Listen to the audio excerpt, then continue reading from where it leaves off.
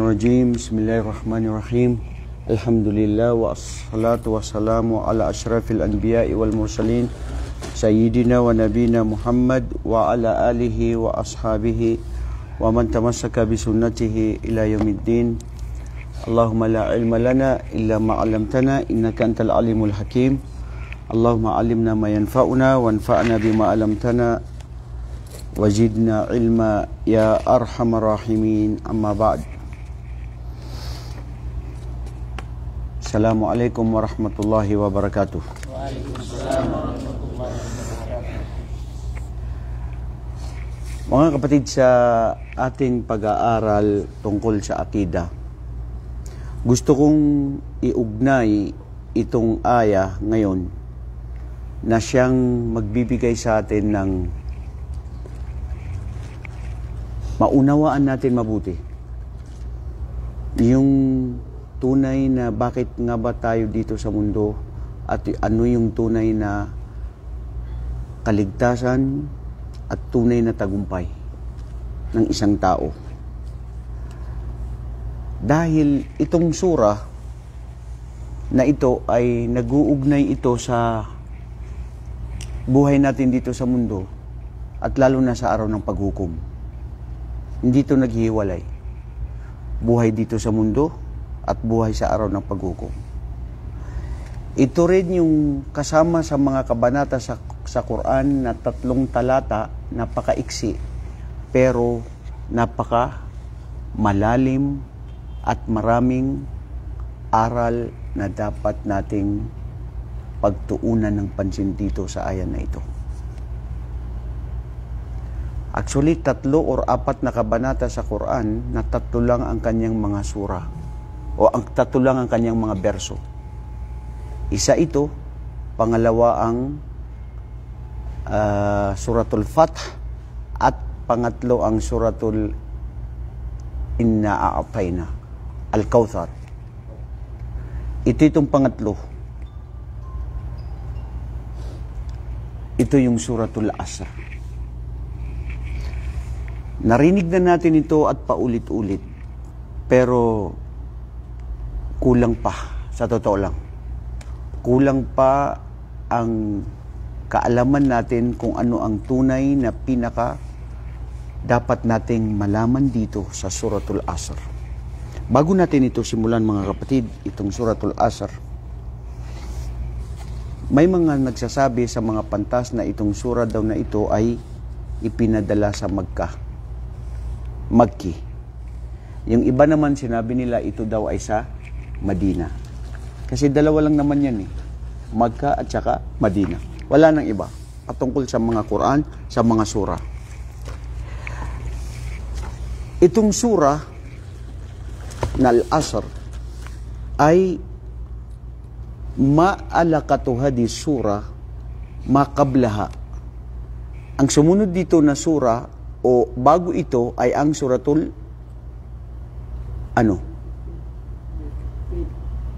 Suratul Fil? Hindi. Bago ito. Pagkatapos niya. Bago ito, mayroong una sa kanya. Ano yun? Alhaakumut takathur. Very good. Alhaakumut takathur, ano ang ugnay niya dito sa Al-Asr? Unawain niyo mabuti. Sabi ng Allah, Alhaakumut takathur. Nagpasira sa inyo, nagpalinlang sa inyo, nawalan na kayo ng lahat dahil sa pagpaparami ninyo. Sa pagpaparami ng ano? Lahat ng mga bagay na gusto natin dito sa mundo na mga palamuti lamang hanggat ito ay naligaw tayo, hanggat ito ay nakalimutan natin ang tunay na layunin natin dito sa mundo. Tapos dumating yung wal asr na ang Allah ay siya ay nanumpa. Nanumpa sa kapanahunan na magaganap dahil ang ugnayan niya sa pagpaparami ng lahat ng mga bagay na nagpalinlang sa inyo, nagpasira sa inyo. Ito na yung katotohanan na magaganap sa araw na panunumpa na nagsabi ang Allah subhanahu wa ta'ala sa kaganapan na ang lahat ng tao ay sila ay nasa tunay na kalugian. So, nakuha ninyo yung pagkaugnay niya, mga kapatid? At least nakuha natin na yun ang gusto ko munang emphasize. Yung ayan na yun na sumunod itong al-asr. Ibig sabihin, kalugian sa lahat ng mga tao na nagparami ng lahat na ito ay nagpalinlang sa kanya na hindi nagbigay sa kanya ng kabutihan.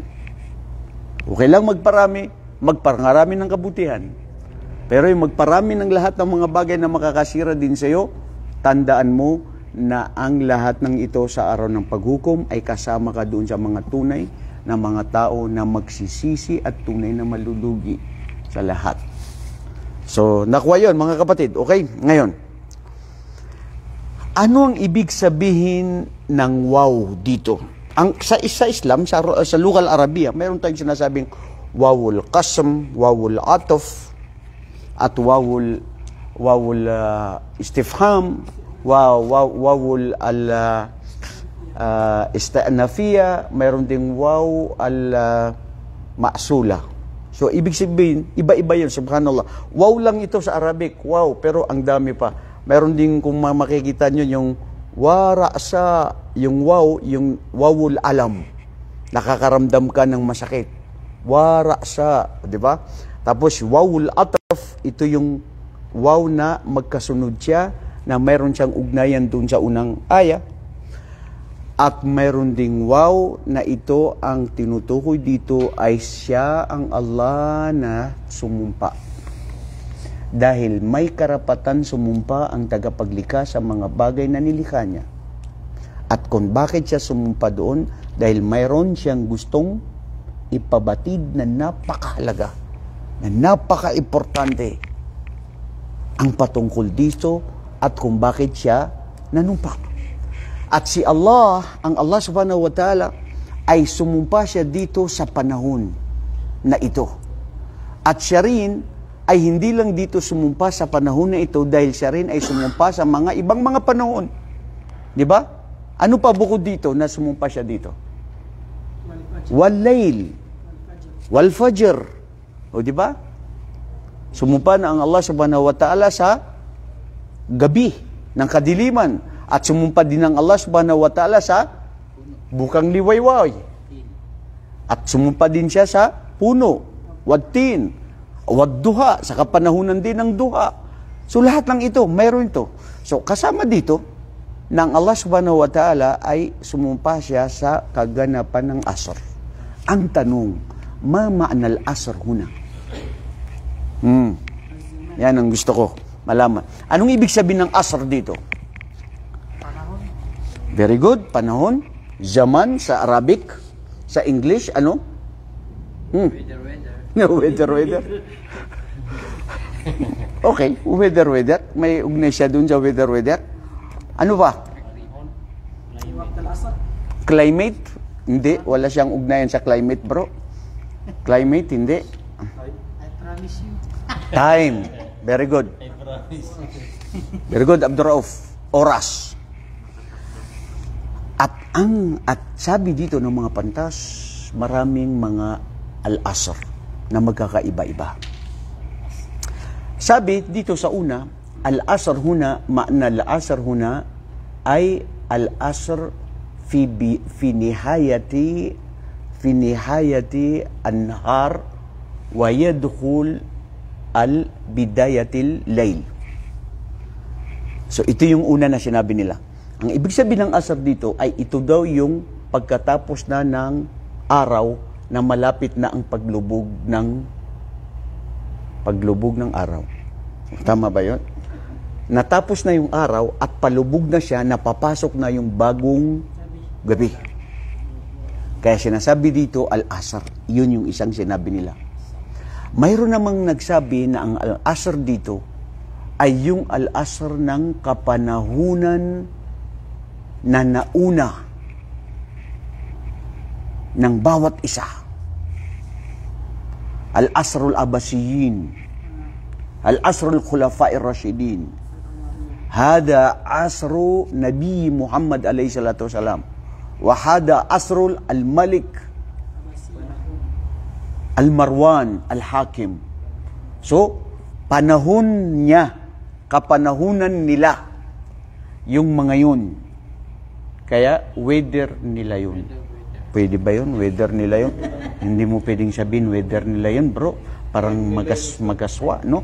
Parang hindi, hindi siya. Hindi siya akma. Very good. Hindi siya akma. So, kapanahunan nila. At ang bawat isa, mga kapatid, ay sinabi rin nila ang kapanahunan ng bawat isa sa atin. Ang panahon mo, sarili mo lang yun. May panahon din siya, may panahon din si Ezekiel, at ganun din si Adim. May mga kapanahunan kayo. Ang panahon mo, bro, sa kapanahunan nito ni Nasway, magkaiba. Parehas ba? Ha? Hindi, siguro, di ba? Ang panahon ni kapatid natin na si Ibrahim, iba sa kapanahunan ni Nurhaydin. So, nagkakaiba-iba ng siglo at panahon. At ang bawat isa ay may kanyang sariling panahon na naiiba sa iba. Ha? Nakuha niyo yun? Hindi. Yung pagkakaiba-iba ng panahon ng bawat isa. Nagkakaiba, bro. Hindi pare-parehas. Bismillah. Batang 80s. Batang 90s. Iba yung kapanahonan ninyo nung 60s? Iba nung sa 70s? Sorry, bro. Sorry. Wala akong pinatamaan. Nadulas lang yung dila ko at hindi ko talaga sinadya yun na yun ba yun talaga, yung 60s. Ha? Welcome. Sinong nagulat? Ikaw ba yung tinuro ko? Ha? Ha? Jericho. 70s. Okay, parehas tayo, bro. 70s din ako. Dapat latest. Pero hindi ako batang 70s, batang 80s ako. Latest dapat. Parehas tayo, 80s. O, malapit na kami doon. Alhamdulillah. Ikaw, batang 80s ka rin? Pakita mo itong mga batang 80s. Pakita mo sila. Anong pakila yan? Para nakikita dyan. Yan yung mga batang 80s na mga kabads ko yan. At ito si Ayman, Laksamana. Ano ka, batang 80s o 90s? 70s? So batang 70s. Kayo ang batch. Ha? Batang latest daw sila. Ya Allah, Masya Allah. Iba-ibang mga panahon na ang bawat isa, no? So, batid nyo ba, mga kapatid? Na ang panahon ng bawat isa ay magkakaiba na iba-iba yung uso at iba-iba kung ano yung kasayahan niya. Yung kasayahan sa 60s, hindi pwede maging kasayahan sa 80s. Yung kasayahan ng 80s, hindi siya pwedeng ma-implement sa kasayahan ngayon. Kasi ang kasayahan ngayon ng mga bata ay nasa siglo ng cellphone. At nakiuso pati rin ngayon ng mga tigulang. Lahat, subhanallah. Ngayon lang ako nagtataka, no? Sa kapanahunan ng ngayon, ang panahon ng siglo natin ngayon, bata, matanda, tigulang, lahat ng edad, lahat sabay-sabay sila. Nakuha niyo yun? Ha? Bakit kaya, bro? Yung ginagawa ng matanda, ginagaya ng bata. Ngayon, yung ginagawa ng bata, ginagaya ng matanda. Kaya nga yun ang sinasabi ko na kung ano yung ngayon, lahat pantay-pantay, pare-parehas. Yung batang 80s, si Panglata, okay? Yung Jolene, okay? Ano pa, yung pagpapalipad ng saranggola, akit sa mga kuti, yung mga kuti na yan. Sa kaoras na yun, kung may edad na 40 years old, 35 years old, magkuti siya, mag-Jolene siya, mag-text, anong sasabihin ng mga tao? Ha? Iisip bata. O di ba? Hindi bagay sa kanya, bro. Hindi bagay. Pero tignan nyo ngayon ng isang bata, ngayon na nasa edad na 5 taon, uy, isipin nyo yun ha, Ezekiel, 5 taon na bata ngayon, at saka yung tigulang na 60, 70 years old, magkatabi sila, lahat sila nagsa-cellphone, okay lang. Ajib. Tignan nyo yung kapanahunan kung paano siya nag-iba, bro. Kung paano nag-evolve. Ha? Ano kayang pinagkaiba nun? Bakit nagkaganon, bro? Palagay nyo. Bakit nagkaganon? Mario Sulit. Bakit ka na late? Ha? Ha? Bakit nagkaparehas? Dahil sa panahon. Pagbabago ng panahon. Mhm. Kailangan to sa akin. Very good. Dahil sa pagbabago ng panahon. Kasama na rin dito dahil sa malapit na magunawang mundo. Ajib, wallahi, subhanallah, hindi nyo ba yun pagbumuni-munian yung ganun? Na yung mga kapanahunan nagkakaiba-iba sa siglo. Ngayon mga kapatid, yun ang sinasabing al-asr. Na ang asr ng bawat isa ay meron kanya-kanyang kapanahunan. At ang oras dito, sinabi rin dito na ang asr dito ay ito na yung oras. Hada zamanuka. Sino yung kanina na sumagot na oras? Si Abdurrauf. Ito na, yung al-asr, ito na yung oras. Batid nyo ba na ang oras ng isang tao, pag ito ay nasayang, hindi na niya may babalik? Ha? Bro, ulitin ko yung sinabi ko. Yung oras na nakaraan, hindi na siya pwedeng may balik. Mayroon bang oras na pwedeng may balik ngayon? Hindi, huwag kayo sumagot na dire-diretso lang na wala. Isip-isip muna. Mayroon bang oras na pwedeng maibalik? Huwag mo sabihin yung kantang kung may babalik ko lang. Hindi yun ang inaano natin. Yung oras na babalik-balik lang, pero yung mga pangyayari, hindi na pwedeng mabalik. Bro, ano yan? Kaping barako? Bakit parang galit ka, bro? Ha? Sumagod ka lang, barako. Ha? Mayroon kang pinaparinggan dito, bro. Yan ang ano natin ngayon, mashallah. Ha? Mashallah, jazakallah khair. Khidmatul Islam wal Muslimin. Bismillah. Ulitin ko, sinong sasagot? Pwede bang may balik ang oras? Sino nakapanood sa inyo ng The King of Persia? Bismillah.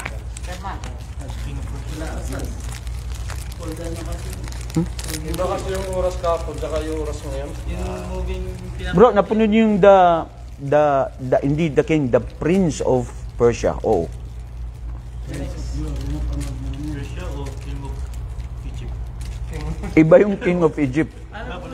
Ito Prince of Persia. Kaya pala naman lang sa ini. Kasi yun ka pa. Anyway, hindi ko nire-recommend panoorin nyo yun, pero ang punto ko ron, yung pelikulang yun, ano siya eh, pag may, yung sandata niya, pag bago niya mahawakan o bago niya may ano, alam niya yung mangyayari in the future. At alam niya yung kahapon, yung bago yun. So, grabing pelikula yun ha, yung the past, present, at saka future, yun yung ano niya. Hindi kutsilyo. Ano yun? Espada yun. Espada yun.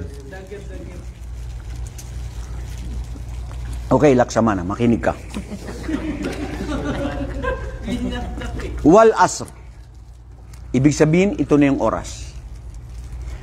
Wallahi mga kapatid, sa oras ng bawat isa sa atin, kung mayroon dapat malaking pagsisiyan ng tao, ang oras niya na naigugol sa walang saysay. Ano?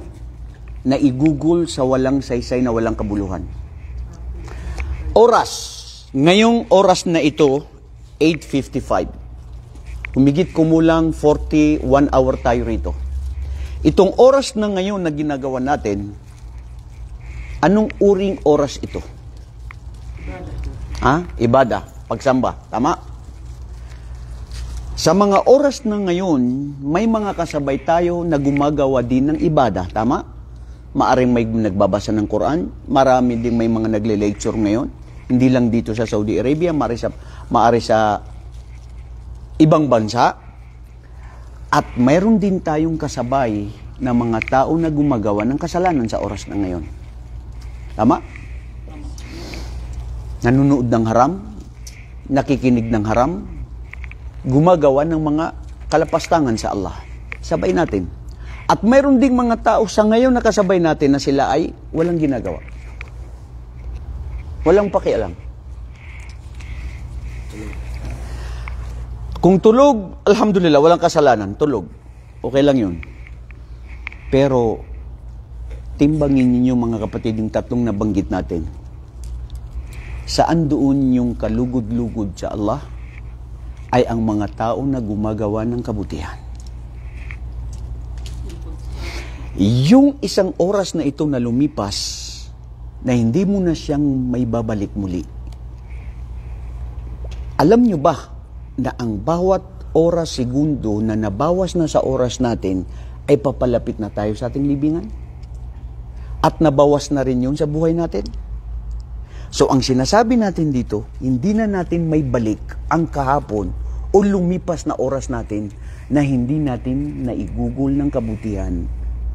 Kaya sinasabi ng mga Arabo, al-waqtu kasayf, fa illam taqta'uhu qata'. Ang oras ika, sabi nila, ay ito ay parang sandata. Pag hindi mo ito naigamit ng kabutihan, ikaw ang kanyang puputulin na naputol na ang mga mabuting kabutihan na dapat mong gawin dahil nasayang na hindi mo siya nagamit sa tama. Ang oras, mga kapatid, ito na yung buhay natin. Ang oras, mga kapatid, ito na yung timbangan natin sa araw ng paghukom. Dito nakadepende, nakasalalay kung sino ang maraming nagawa niyang kabutihan at marami siyang nagawang kasalanan. Titimbangin ito. Kaya alam nyo, may mga nagsabi na mga wais na mga pantas, na isa na nabasa ko yun na sinabi niya, kung may pinagsisisihan siya, ay ang pagsisisi sa oras na siya ay hindi niya nagamit ng tama. Nasayang ang kanyang oras. Naigugol sa walang saysay o naigugol sa kasalanan. Kaya mapalad mga kapatid, ang sino man sa atin na ang kanyang oras ay naigugol para sa Allah subhanahu wa ta'ala. Dahil siyang ito ang kanyang mapapala at makikita at matutunghayan sa yawmu la yanfa'u malun wala banun illa man atallaha biqalbin salim. Sa panahon na kung saan ay darating na ang tatanggapin ng Allah ay yaong silang mga puso na tunay na busilak. Sa araw na hindi makakatulong ang mga anak at pera at anumang bagay na mayroon tayo na pinag-una-unahan dito sa mundo, maliban kung sino yung darating na totoo ang kanilang mga puso. Okay. Sabi ng Allah, wal asr. Ish ma'na hada? Anna Allah subhanahu wa ta'ala aqsama bil asr alladhi huwa al-layl wan nahar. Sinabi natin yan kanina. Wal layl wan nahar. Pinagsama yung araw at saka gabi. Mahalul af'alul ibad a'maluhum. Pagsumpa ng Allah sa mga gawain ng mga tao sa mga panahon na gabi at araw. Anna kullal insan fi khasr. Ay al-khasr huwa didur ar-rabah. Sumumpa ang Allah subhanahu wa ta'ala sa panahon na magaganap na kung saan ang lahat ng mga tao, silang lahat ay nasa tunay na kalugian. Okay. Sino yung lugi? Sa Maranao na ang lugi, na suplugi na? No. Yung plugi na, yung lalagyan ng ano? Are bro, tono to subtegunon. Bismillah. Alkansya. Alkansya yung sa atin. Antar kanu imya ka pelugi na kumaito. Miya ka pelugi kada. Saka aslam din. Ana si busya ini manusia amya si makan ada maka pelugi. Dagan maka pelugi. Masyaallah. Kaplu bangko daw ah. Yung brong pang ano alkansya. Okay, alkansya. Ang tanong dito, lahat ba ng tao dito sa araw na ito ay lahat kalugian? O yung iba? Yung iba. Ha? Yung iba. Ang iba lang. Hindi lahat? Sigurado kayo? Ha? Ang sabi dito ng mga pantat, lahat ng tao. Dahil dito al-insan, wadakhala alif wal lam, bima'na kulul ins. Lahat na nasabing ins. Pero ang nakakapagtaka dito, lahat ng tao, ginamit dito ng Allah, mufrad, insan. Bakit hindi sinabi ng Allah na wan annas? Bakit hindi na sinabi na wal asr? Inna nasa lafi khusr. Bakit sinabi niya insan? Singular ang tao. Samantala, ang sumunod na sinabi niya dito, illalladhina. Bakit hindi na sinabi dito na alladhina? Di ba sa Arabic, pati sa English, kailangan kung ano yung subject, naaayon yung verb. Di ba? For example, sasabihin mo, Muhammad walks. Di ba? Si Muhammad ay lumalakad. He walks. Hindi mo pwedeng sabihin, he walk. Wrong grammar na yun. Kasi kailangan naaayon yung sentence doon sa, yung verb doon sa subject. Di ba? Pero dito, ang sinabi dito, mufrad, tapos yung verb niya doon na marami sila. Ano ngayon? Bakit nagkaganon yun? Sige daw, bro. Una, kasi ustad, magkaibang Arabic at saka English. Pangalawa dito, gusto dito ipabatid ng Allah subhanahu wa ta'ala na ang insan ay mahaluhu na lahat na ito, lahat ng tao. At marami yan kaidah sa wikang Arabic, lalong-lalo na sa Quran, na minsan nangyayari itong ganito na yung plural, pagkatapos niya ay nagiging singular. At ganun din yung singular, nagiging plural dahil may hikmah dito ang Allah subhanahu wa ta'ala sa pagsabi niya dito sa Quran.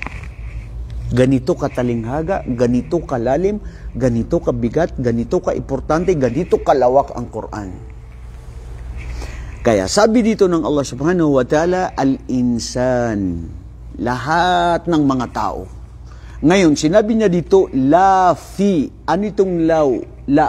Itong la dito ay la'u ta'kid. La fi khusr. Sinabi niya dito, ang isang tao, katotohanan o ang mga tao, sila ay nasa tunay na kalugian. Allahu Akbar.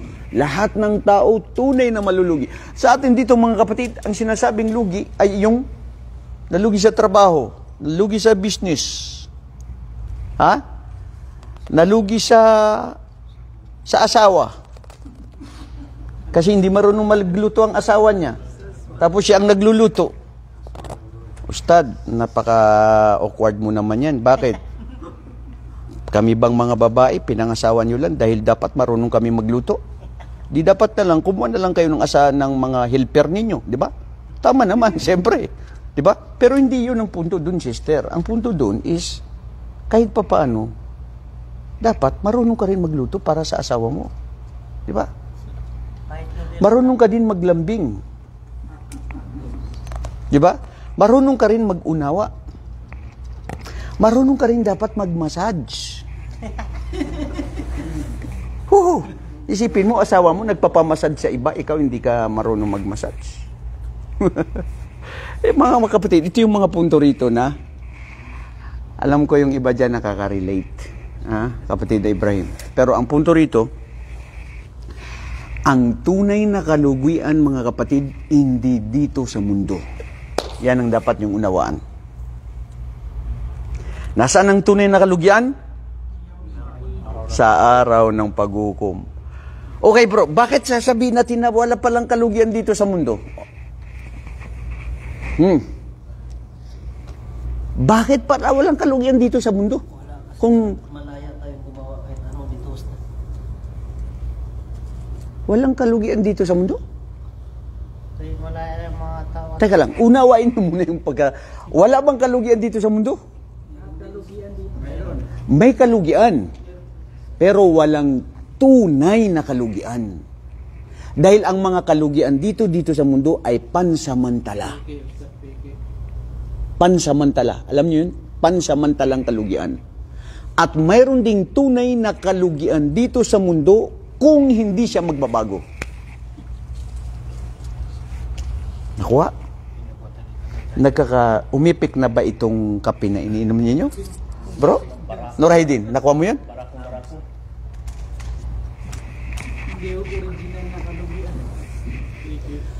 Dito sa mundo, lahat pansamantala. Ang kalugian, ang kasiyahan, ang tagumpay, ang lungkot, ang hirap, lahat pansamantala. Ang sinong naghahanap dito ng tunay na forever, na tunay na saya, hindi mo makikita sa mundo. Ganon din ang sinasabing lungkot at hirap, hindi rin mananatili yan. Ang katotohanan sa ating mga Muslim, itong buhay natin dito sa mundo, pagsubok at karamihan ay laging nasa hirap. At ang Muslim, kung tanggap niyang itong hirap, ito dito niya nararamdaman na mahal siya ng Allah. At dahil dito sa hirap na ito rin ang biyaya sa kanya. Subhanallah. So lahat ito, walang kawalaan sa isang Muslim, bro. Biyaya sa kanya, bilang pagpapatawad ng Allah sa kanya, at kung magtitiis siya, ito ay sa kanya ay, ang gantimpala ay ang paraiso ng Allah subhanahu wa ta'ala. So, itong buhay dito sa mundo ay ano? Pansamantala, which is correct. Ngayon, bago natin punta nitong illalladina amanu, gusto kong mag-ano dito sa insan. Mama'nal insan. Ano ibig sabihin? Okay, tao. Ngayon, anong tao? Okay, makasalanan. Ano pa? Marupok. Mahina. Ano pa? Sakim. Mapaghanap. Mapaghangad. Ano pa?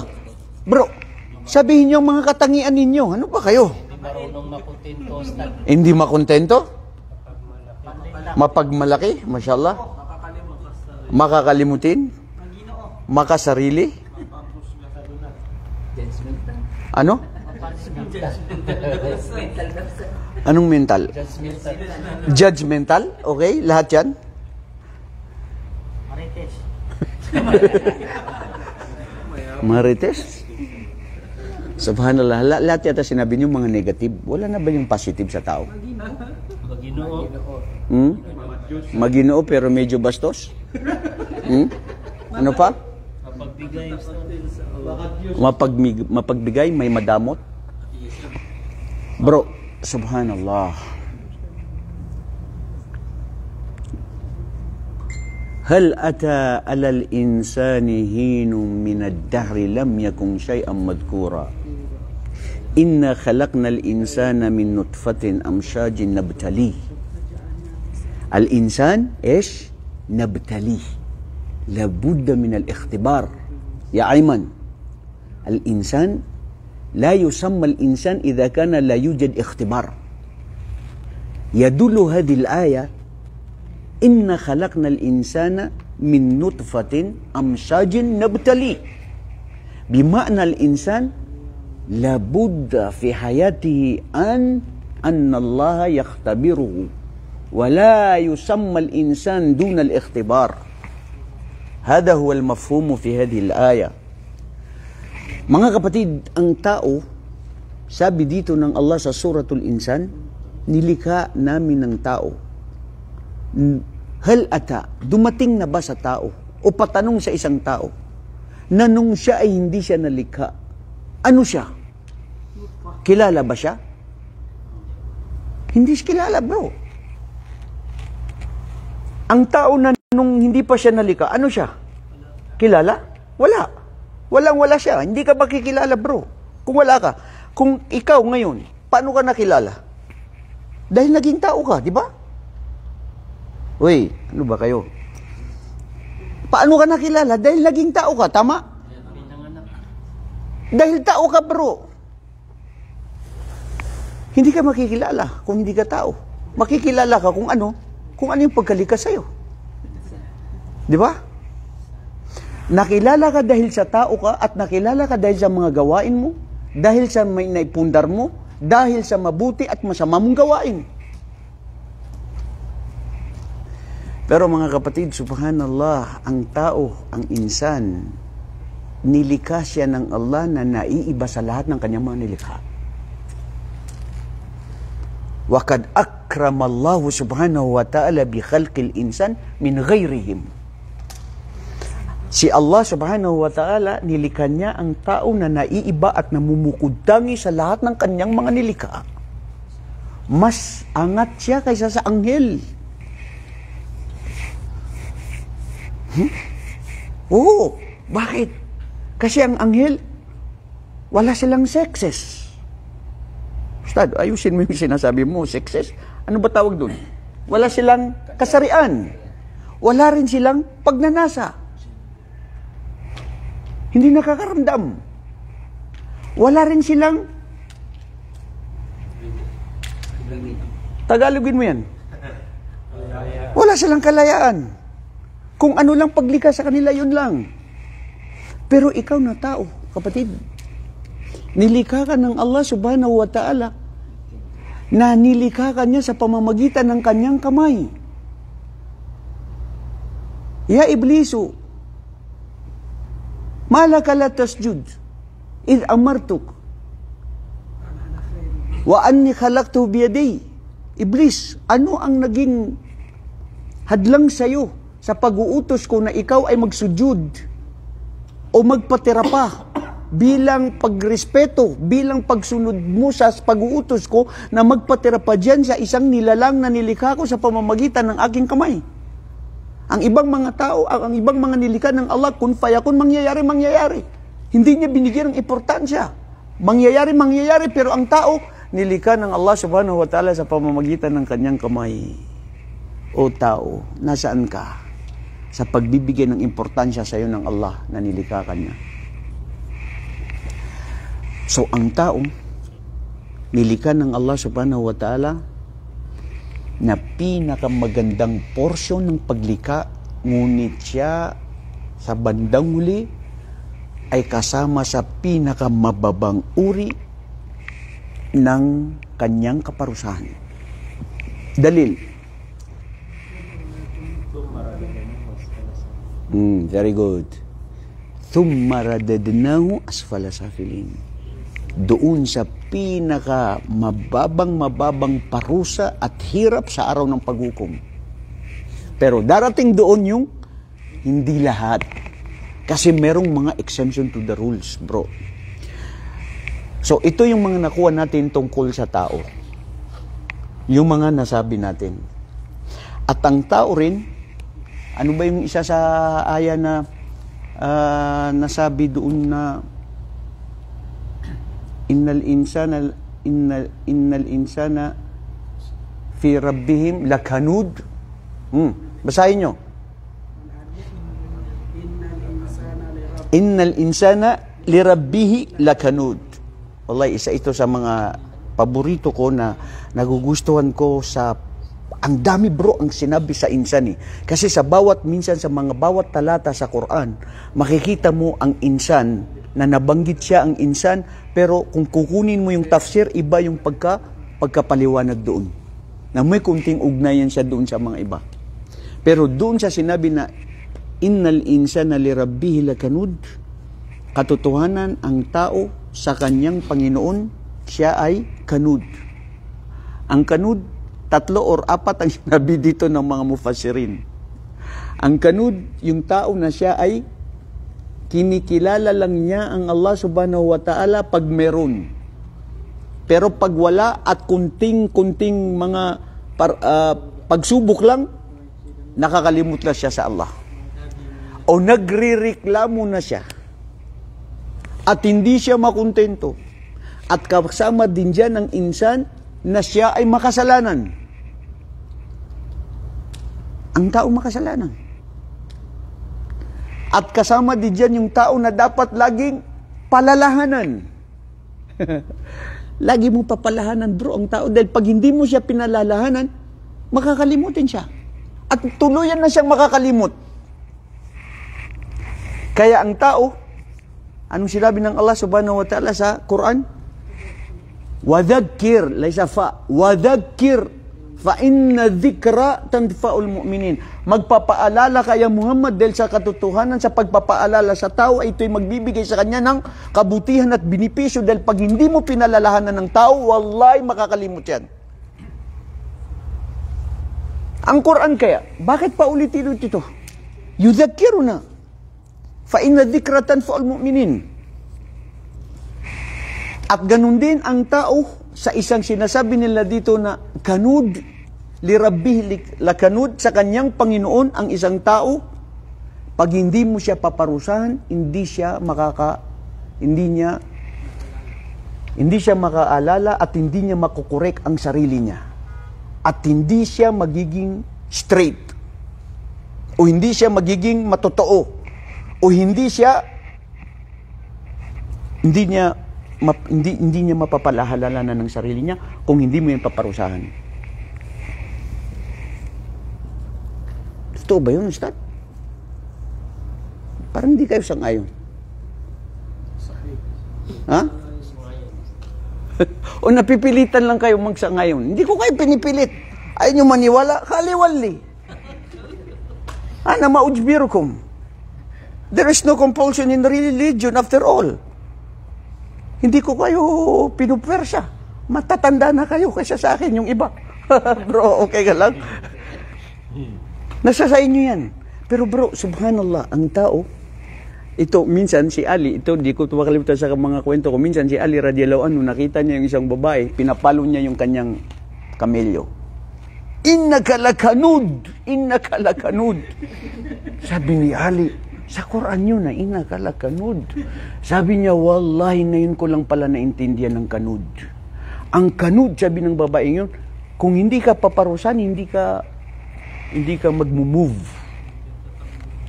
Ang tao, kung walang sharia, hindi matatauhan yan. Bro, mangalunya ka. Bro, patayin mo yun. Ayaw bro, astagfirullah, dito ka sa Saudi Arabia. Kung sa Pilipinas, siguro pwede pa. Lusot ka dun eh.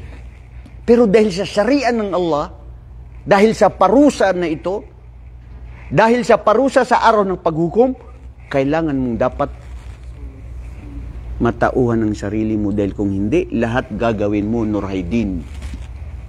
Ikaw, Nurhaydin, kung walang batas ang Allah, anong gagawin mo? Ha? Malaya. Lahat gagawin mo? Kakayanin. Ha? Punta daw sa bangko para mangundak. Lahat gagawin, bro. Pero subhanallah, because of Islam, ito yung magbibigay sa atin ng mga boundaries na kung ano lang yung dapat natin gawin. Innal insana lafi khusr. Dakhala huna lam ta'kid. At khusr, ano ang tunay na kalugian, mga kapatid? Nakuha natin ang tunay na kalugian sa araw ng paghukom. Ang tunay na kalugian, hindi pera, hindi kayamanan. Dito sa mundo, malugi ka, makakabawi ka. Tama? May nalugi na sa inyo? Nakabawi? Hindi. Hindi pa kayo nakabawi? Hindi pa kayo nag-move on? Ha? Anong lugi? Bro, ang gusto kong emphasize dito, kapatid Abdurrauf, ang tunay na kalugian ay yung oras na yaon na hindi natin nagamit sa tama. Yun ang tunay na kalugian. Wallahi, sa totoo lang. At alhamdulillah, ikaw na nakikinig at kayo na nandirito, hindi pa huli ang lahat para bumawi.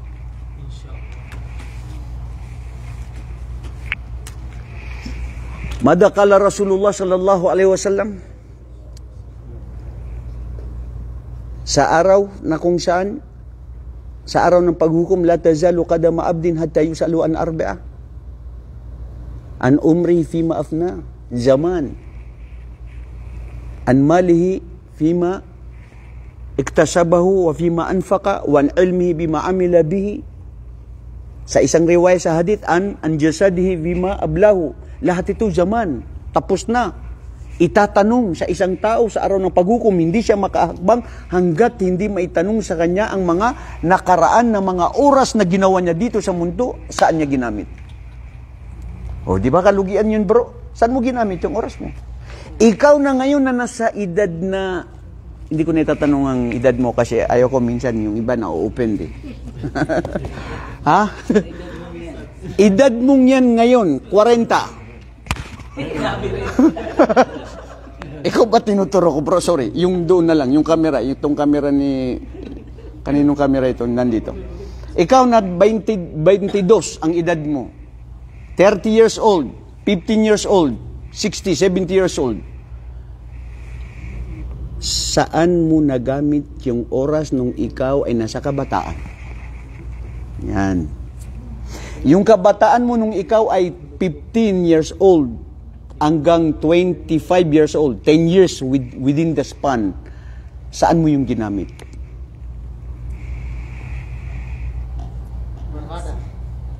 Ha? Kaya mga kapatid, wallahi sa totoo lang, yung oras natin itatanong sa atin sa araw ng paghukom. Sa araw na kung saan paglilitis na tunay na pagsisisi at kalugian doon sa araw ng paghukom na hindi mo na pwedeng may balik. Sasabihin mo, dito sa mundo kung may babalik ko lang, minsan may mga tao na gano'n ang ginagawa niya. Pati yung picture ngayon, yung nasa 15 years old sila ng anak niya, tapos ngayon naging lumipas na 20 years old, tapos yung style niya ng anak niya na inakbayan niya, sabi niya dun sa anak niya, magpicture din tayo uli na gawin mo nung maliit tayo. Parang gusto niyang before and after. Yan, ginagaya yan ngayon uso. Ako, minsan nangyari din yan sa akin. Astaghfirullah, nakikigaya na rin tayo, bro. Kailan ba yun nangyari? Nung pagpunta dito ng maliit pa si Mujahid, yung anak ko. Akbang-akbang namin yung nanay ko, tapos napunta kami sa mall. Sabi nung influence kasi, bro, ng environment. Sabi ng anak ko, abuya, magganyan kayo, no? Yung isang picture. Sabi ko, saan? Tignan ko rin. Sige. Nakigaya na rin. La hawla wala quwwata illa billah. Pero sana nagbigay ito ng mga aral sa atin, mga kapatid.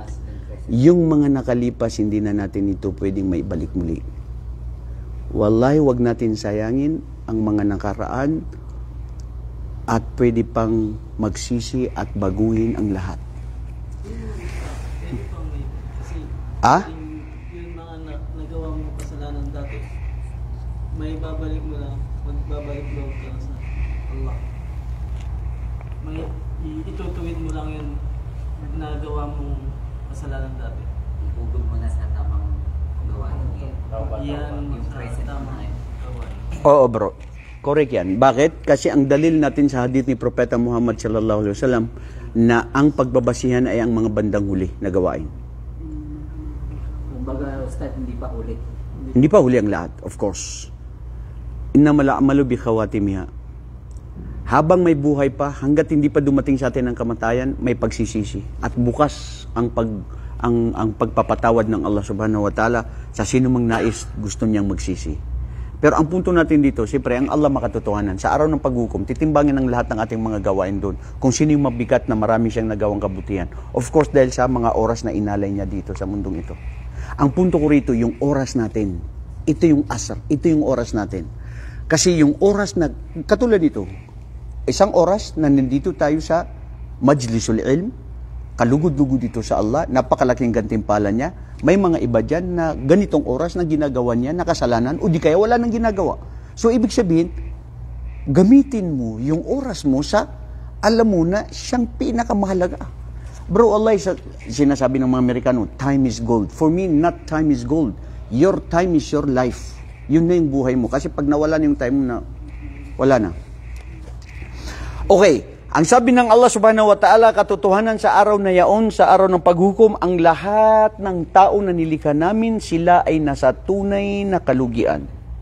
Maliban na lamang, hada istithna, illa alladhina amanu wa amilus salihat. Okay. Bakit sinabi dito ng Allah na illa alladhina amanu, marami sila. Tapos samantala dito sinabi niya yung insan, nakuha na natin yung singular, di ba? Tapos dito illa alladhina amanu, marami. Bakit? Kasi mga kapatid, pag nasabi ang iman na naniwala ka na, alladhina amanu yashmilul jam, pangkalahatan na yun. Kaya nga sa Quran nabanggit din na mauuna siyempre yung sinasabi mo na aslam na nagmuslim na kami, aman na, sabi ng Allah, hindi pa kayo na tunay na naniniwala. Kasi kayo ay pumasok pa lang. Dahil ang tunay na paniniwala ay sila yung mga tunay na isinagawa ang lahat ng pag-uutos ng Islam. Naging kumpleto na sa kanila ang lahat. Isinabuhay na nila ang lahat. Illa alladhina amanu. Taib. Mahuwal iman. Uy, ahlul iman. Ano yung iman? Nakuha natin yung iman. Mahuwal iman. Pananampalataya. Ha? Pagsuko. Ha? Ito ba ang iman pagsuko? Ang Islam pagsuko. Oo, correct yun. Al-Islam pagsuko. Al-iman, anong iman? Tasdikun bil qalb. Ha?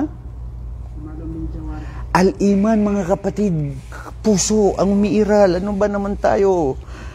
Hindi yata umipik ang kape ninyo ngayon. Bakit ganon?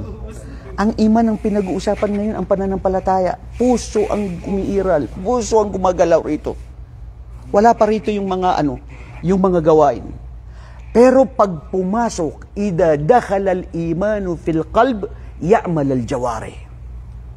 Pag pumasok ang pananampalataya sa puso, gagalaw na ang lahat ng anumang nagmamay-ari sa puso. Pero pag hindi pumasok ang iman sa puso, hindi yan gagalaw sa kung ano ang pananampalataya. Pag pumasok ang pagmamahal sa puso, gagalaw yan, nagagawa siya sa ikaglulugod ng minamahal niya.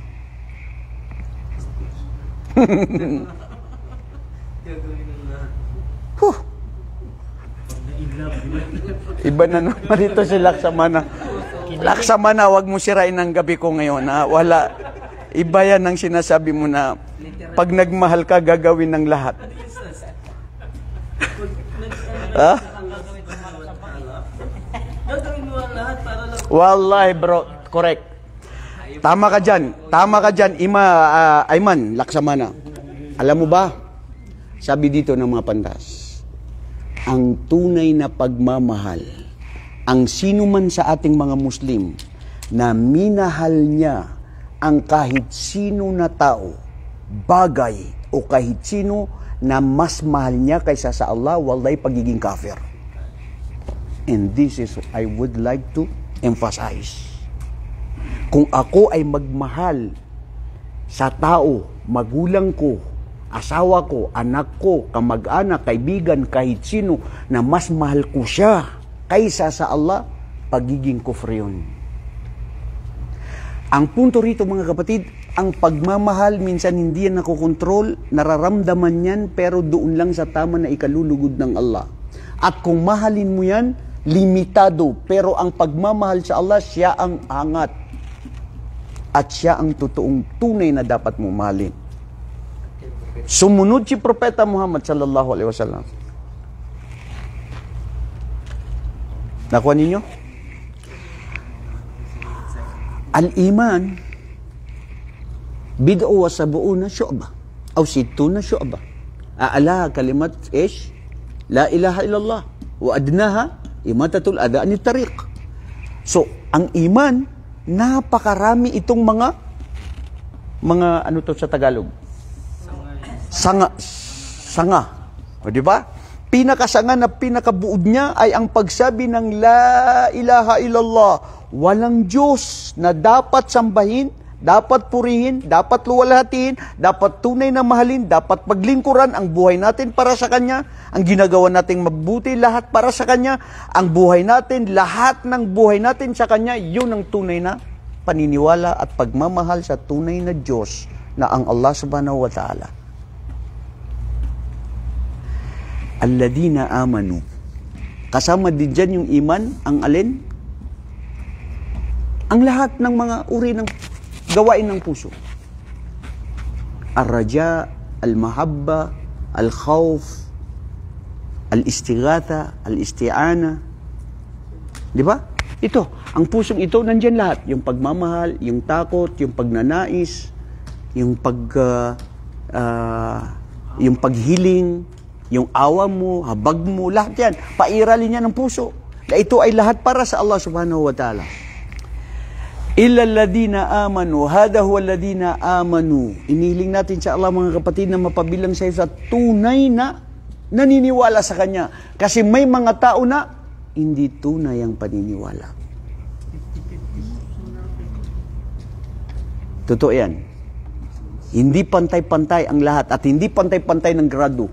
May malaki ang grado, 100%, 90%, merong 50-50, meron namang bagsak na. Meron naman sa araw ng paghukom, wala na. Na inaasahan niya na pasado siya at kasama na siya na papabilang na doon sa mga mayroon siyang makuganti pala sa araw ng paghukom. Alladhina amanu, naniwala sa Allah, sa kanyang mga anghel, sa kanyang mga kitab, sa araw ng paghukom, at sa qadr. Yan yung mga nakuha na natin yung mga al-imanu sitta. Ngayon, sa iman na pananampalataya, illal ladina amanu wa amilu salihat. Ma maana amilu salihat? Gumagawa ng kabutihan. Anong kabutihan?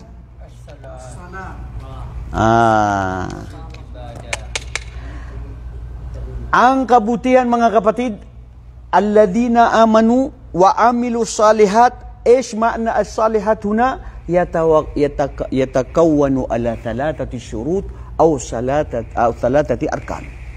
Ang alladina wa amilu salihat, ang mga gawaing mabuti, nauukol ito sa 3 kondisyon at 3 uri. Ang mga gawaing mabuti. Ano ang una?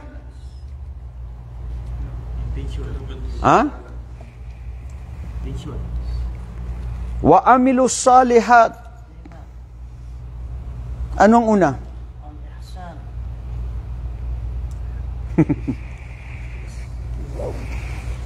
Jibril, naunsa mo Jibril, naunsa mo nung gikuan mo bay? Ha? Yung tapat, yung hayag at saka hindi hayag. Pensyon. Yalla. Gusto ko kasi pigain yung mga napag-aralan natin. Ayoko yung ganun lang tumitingin tayo. Ano yung mga alladina wa amilu salihat? Ano itong 3 kondisyon na ito? Ano itong 3 uri na ito sa mga mabubuting gawain?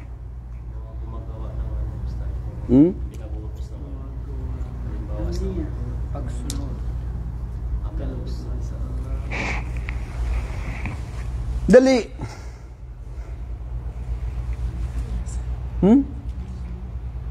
Ito sa puso na. Hey, Google. Magawa ng kabutihan tao sa puso. Bro, alladina amanu wa amilu salihat. Una, alladina amanu, mananiniwala. Ang kondisyon sa amilu salihat, ang kondisyon una ay iman. Muslim. Dahil pag hindi ka Muslim, kahit anong mabuting gawain mo sa araw ng paghukom, wala kang mapapala. Inna Allaha tayyibun la yuqbalu illa bitayyib. Ang Allah ay tunay na makatotohanan na ang tinatanggap lang niya ay yung mga makatotohanan. Anong gawain mo pero kung hindi ka Muslim at wala kang iman, walang silbi ang lahat ng mga kabutihan na nagawa mo dito sa mundo. Pangalawa ay ang al-ikhlas. Dahil hindi mo masasabing gawaing mabuti kung ito ay hindi ka totoo na ginagawa mo ito para sa Allah subhanahu wa ta'ala. Pangatlo ay mutaba ali Rasulillah sallallahu alaihi wasallam. Hindi mo rin ito masasabi na ito ay gawaing mabuti kung itong gawain naman ito ay hindi ay alinsunod sa gawa ni Propeta Muhammad sallallahu alaihi wasallam. Kaya ang sinasabi nila dito, una, al-iman, ito ang kondisyon sa ating mga gawain.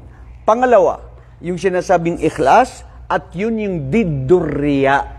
Ito yung diddurriya. Ito yung kasalungat ng pakitang tao, which is shirk.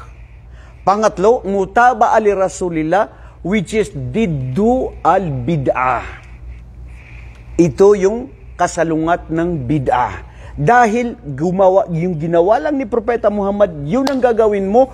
Kung ginawa mo na mga bagay na hindi ginawa ni Propeta Muhammad sallallahu alaihi wasallam, yun ang bid'a. Lahat ng bid'a na pabago na gawain sa relihiyon, sa ritual o paniniwala sa Allah subhanahu wa ta'ala, lahat yan ay ligaw kung ito ay hindi ginawa ni Propeta Muhammad sallallahu alaihi wasallam. May katanungan tayo.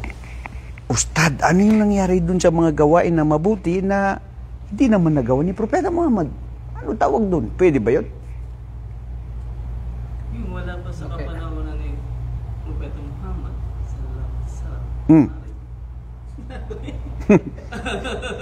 Kasi nauna sila. Ito, sumubra yung effect niya ng pag-inom niya ng kapeng barako. Sino ba yung nagtimpla ng barako? Ikaw Rashid?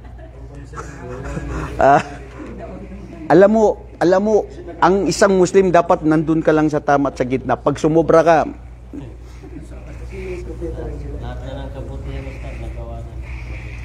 okay bro, kompleto ang Islam. Kompleto ang ginawa ni Propeta Muhammad sallallahu alaihi wasallam. Pero tama din yung ano niya. May punto din kasi siya. May mga gawain nga na nagawa siguro si Propeta Muhammad sallallahu may mga gawain tayo ngayon na hindi nagawa ni Propeta Muhammad as long as wala siyang kontradiksyon sa akida at pagsamba. Hindi gumawa si Propeta Muhammad na kumain na gumamit siya ng kutsara. Gagamit ka ngayon ng kutsara, walang ugnayan yun sa pagdating sa reliyon at sa akida, pwedeng gawin yun. Anong problema doon? Hindi sumakay si Propeta Muhammad ng eroplano, yung sinasabi mo, dahil wala pa sa kapanaunan niya ngayon. Sasakay ka ngayon ng eroplano, pwedeng gawin yun ngayon. Anong problema doon? Tatawar at teknolohiya, hindi natin ito mapigilan sa paglapit ng paggunaw ng mundo. Marami nang makikita tayo na mga imposible na kaganapan na mangyayari. At ngayon, imposible na ngayon ang nangyayari. Dito pa lang dito sa mga hawak-hawak niyo na cellphone na yan, makikita mo na yung mga patay dyan, nagsama-sama sila, nag-ano sila? Ano? Hindi, nag-disco, nagsayaw at saka naghalik-halikan pa sila. Lahat na yun, mga patay na yun. Sino yun, Ustad? Ewan ko, yung mga nakikita nyo dyan. Ajib. Hindi na posible bro. Lahat na ngayon, imposible na. At yan, sa kaganapan ng malapit ang paggunaw ng mundo. So nakuha natin yung amilus salihat, yung uri niya at ano yung mga syurut. Wa amilus salihat. Ang sabi dito ng Allah, bakit nasabi niya, alladina amanu, past tense. Wa amilus salihat, past tense. Ngayon sumunod itong watawasaw bil haq, watawasaw bisabar, hindi siya past tense dahil siya ay present tense. Anong ugnayan at pagkaiba nun?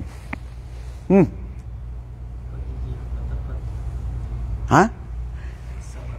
Siyempre, ang ugnayan nun, ang ginagawa mo ngayon, kung hindi pumasok ang pananampalataya mo sa nakaraan, wala siyang silbi, hindi mo yun magagawa.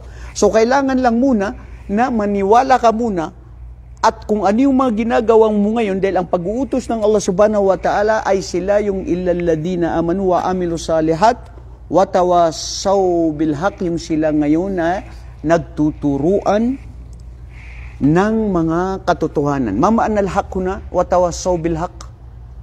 Al-haq huna, ish? Al-haq. Ha? Al-haq huna huwa Allah. Ang katotohanan dito, siya ang Allah. Ibig sabihin, ang relihiyon ng Allah ang siyang totoo. Ang turo ng Allah subhanahu wa ta'ala ang siyang totoo. Ang pagtuturo ng kaisahan ng Diyos. Ang pagtuturo ng kabutihan at pagbabawal ng aluman ng kanyang mga ipinagbabawal. Ang pagsaksi sa katotohanan. Ito yung katotohanan. Isang Kristiyano ka, sabihin sa'yo, bro, maniwala ka na sa Islam. Ito yung totoong relihiyon. Ayaw mo pa rin paniwalaan. Yan ang pagkukublis sa katotohanan na kibr na ay hindi mo tanggapin ang katotohanan. Sasabihin sa iyo na mali ka pero ayaw mo pa rin tanggapin dahil kibr ang nasa sayo. Hindi mo matanggap. Watawasaw bil haq, watawasaw bis sabr. Ang sabar. Anong sabar? Mario, dumaan ka na ba ng pagsubok, kapatid? Ha? Sino sa inyo ang walang sabar? Itaas ang kamay. Ha?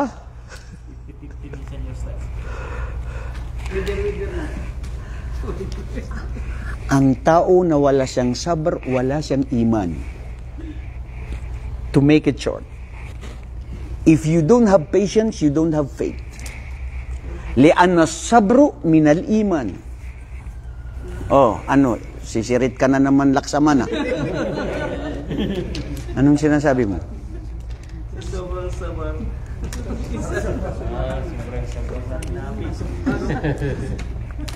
Paano na yung stag yung manhid? Wala na. Hindi na makaramdam. Ang manhid. Kasabihan lang yan, bro. Yung sinasabi nilang manhid. Oy, kayo ba naniniwala kayo na manhid na hindi nakakaramdam? Yung martyr Hindi siya. Nagmamang-maangan lang yun, bro. May karamdaman yan. Bakit? Yung sinasabi nilang manhid na hindi nakakaramdam, ano lang siya? Nararamdaman niya, pero ay lang niya ipakita. Matigas ang puso niya o di kaya dahil sa pride. Dahil walang tao na walang puso. Tao yan eh. Hindi mo pwedeng sabing tao yan na wala siyang puso. Ang tao, may puso yan. Iba-iba lang yung puso. May matigas, may malambot, may... Hindi ko may paliwanag. Ha? Oh, sabar ano? Kuha nga siya inikan ni Ranon Maylay. Anong sabar na sinasabi mo? Pagsasabaw sa pagtitiis sa pagsubok sa Allah subhanahu wa ta'ala. Okay. Very good. Meron minsan na yung isang tao na talagang inuudyokan ka ng inuudyokan. Oh. Sa sabar mo hindi mo ano yung sarili mo. Talagang Hindi sinaka, magsabar ka. talagang babagsak Ha? sa mauubos yung sabar. Udyok ka na. Udyok ka na. Kaya nagkakaunawan. kasi talagang maubos yung pasensya mo. Pagka yung sinasabihan mo, ay tinatawanan ka lang. Sinasamantalaan ka na. Nagsasamantala. Sinasamantalan ka na niya. Tapos, ikaw, Lagi ka lang, ano ba? Lagi kang nagsasabat. Nagtitimpi. Kaya mo yan.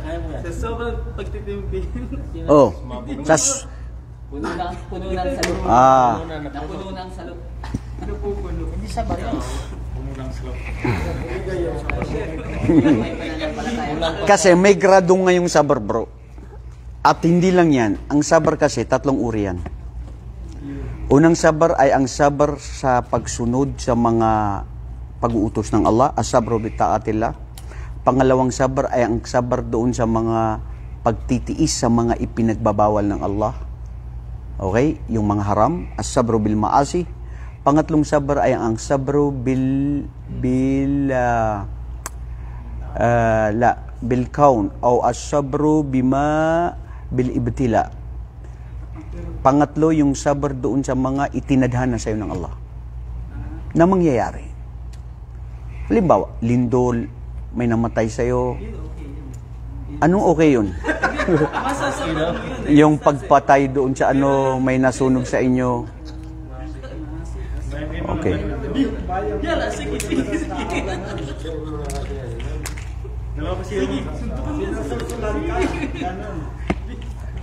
Bro, kung alam mo kung sinong sumusulsul sa'yo, wag mo kaibiganin yun. Hindi mabuting kaibigan yun. Sinusulsulan ka eh.